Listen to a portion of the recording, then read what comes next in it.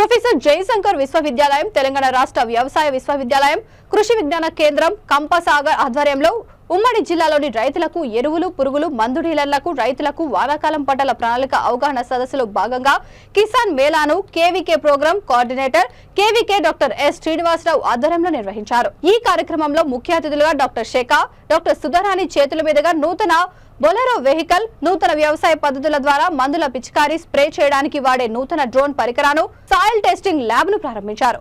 ఉమ్మడి నల్గొండ జిల్లాలో రైతులకు సాంకేతిక పరిజ్ఞానాన్ని ఎప్పటికప్పుడు సలహాలు, సూచనలు అందిస్తూ రైతుల పంట సాగులో నూతన సాంకేతికతను అవలంబించి శాస్త్రవేత్తల సూచనలు, సలహాలు పాటించి ఆ నేల సారాన్ని బట్టి పంట మార్పిడి విధానాన్ని, పంటలకు కావలసిన ఎరువులను వారే పచ్చిరొట్ట జీలుగా, వర్మీ కంపోస్ట్ పలు రకాల విధానాల ద్వారా తయారు చేసుకోవడమని తెలిపారు.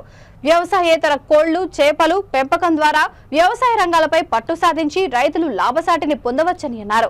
వరి, పత్తి సాగు కాకుండా అపరాల సాగు, నూనె గింజల సాగును పెంచాల్సిన అవసరం ఉందని తెలియజేశారు. వానాకాలం పంటల ప్రణాళిక గురించి అవగాహన సదస్సు కంపాసాగర్లో భారతీయ వ్యవసాయ పరిశోధన మండలి, భారత ప్రభుత్వం, అదేవిధంగా తెలంగాణ వ్యవసాయ విశ్వవిద్యాలయం, తెలంగాణ ప్రభుత్వం సమిష్టి ఆధ్వర్యంలో నల్గొండ జిల్లాలో సదస్సులు ఏర్పాటు చేశారు.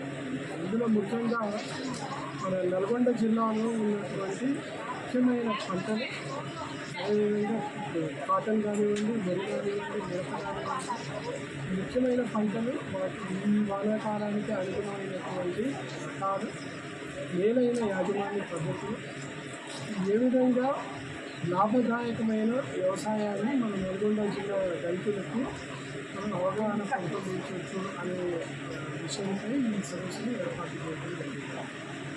అందరికీ తెలిసి కృషి విజ్ఞాన కేంద్రం నల్గొండ కంపాసాగర్ ఏదైతే ఉందో గత అనేక సంవత్సరాలు నాగార్జున సాగర్ ఎడమ కాలువ ఆయకట్టు నీటిపారుదల సౌకర్యాలున్న సంస్థ. విత్తనోత్పత్తి వరి ప్రధానమైన పంట కాబట్టి ఉమ్మడి నల్గొండ జిల్లాకు మా పీజేటీఎస్ఏకు కంపసాగర్ అనేది ఒక గుండెకాయ లాంటిది అనేది మీరు అందరూ గుర్తుపెట్టుకోవాలి. ఈ సంస్థ అభివృద్ధి చెందాలి, ఇంకా ఎదగాలంటే మీ అందరి తోడ్పాటు ఉండాలి. మీరు రావాలి, మీకు కావాల్సింది అడగాల, వీళ్ళని మీ ఊళ్ళకి తీసుకుపోవాలి.